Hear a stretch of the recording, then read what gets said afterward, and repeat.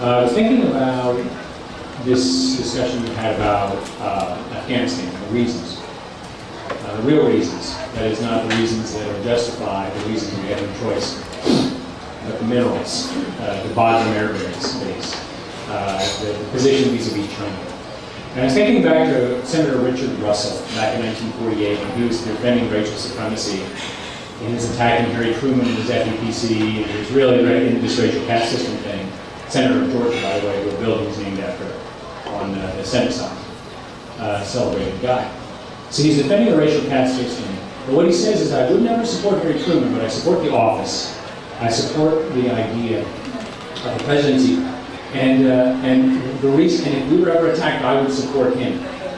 I would support the office, not him, not Truman, not that guy. When you mention the presidency, that's what happened. Not that guy who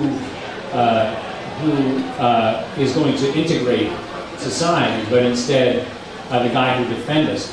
And I wonder if implicitly, and I'm thinking of John McCain, I'm thinking of Lindsey Graham, if implicitly when those guys defend these engagements, and they say there's something crucial at stake, and they never explain it, mind you. If you watch John McCain, if you watch Lindsey Graham, who I think might be a front runner for 2012, if you watch these folks, you see that they never say what the national stake is, what your last explanation is. And I wonder if in some way, if you were to lay out those explanations, if they wouldn't have a stronger rationale for going to war. If they wouldn't say, oh yeah, China, let's get into it. If they wouldn't say, oh, I see their minerals, maybe we should stay there.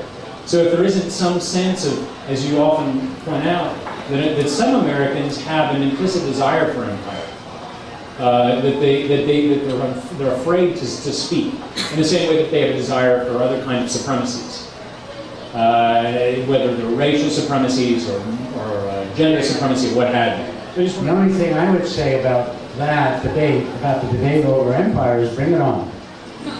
In the sense that, it's risky. I mean, it may be once you start debating empire, you might find a whole lot of people, crazy about the idea. My feeling is that if we could surface this issue, if it stops being the E word, or something just, college professors talk about and nobody else gives a shit.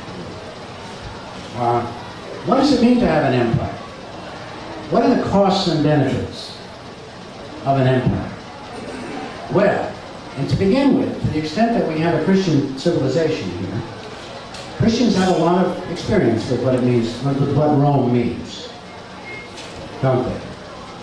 And that kind of mixed experience. I mean, these are the people who crucified Jesus. And then there are also the people under Constantine who made Christianity the state church. What I found in my discussions of religion and religious history with people in churches and synagogues and elsewhere, that people are really interested in talking about what empire means. Because beginning with Isaiah, we have a critique of empire which says, basically, that empire on the one hand points the way towards the possibility of a unified world, kind of world consensus. And on the other hand, points towards, it's a violence machine. Empire inevitably produces violent rebellions, which produce violent overreaction against rebellions, which makes everybody less secure. We could talk about that, and talk about who's gaining from empire, who's not, who's losing. How does empire help the people who are unemployed in the United States get employed? Or how does it help people who are already employed keep their jobs or not keep their job? And all of that. That's the discussion I want to have. I want the subject to be out on the table. I want people to be able to take their traditional American hard-headed view about, I want to know what's in it for me. What does it cost? What's it going to cost me? Of course, the curse of this kind of rhetoric, of war rhetoric, of this sort of war and peace rhetoric that we've been talking about, the curse, as it seems to me, is that it leads Americans who are normally hard-headed, individualistic, I'm from Missouri, show me, kind of people, to say, oh, it's my patriotic duty, oh, the flag, oh, support the troops. you know, whatever. Flyovers at halftime in the Super Bowl. God bless America in the 7th inning of the ball game. This kind of cult of patriotism, cult of military patriotism, is really harming us. And in part, it's un-American. In the sense that, I mean, when the Tocqueville talked about Americans, and when I talk about Americans, I talk about people who are interested in their personal advantage or disadvantage, who are thinking about getting ahead, or thinking about making a better life for themselves, and so forth. And what this patriotic rhetoric does is hypnotizes people in a sense, and makes them want to surrender their personal advantage for the sake of some ineffable whole, the mystical body of the nation. You know, let's do away with that. It's false religion.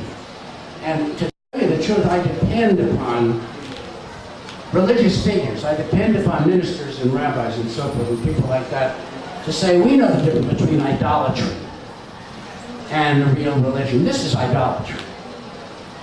Don't sing God Bless America the 7th inning in the ball game. Sing Take Me Out to the Ball.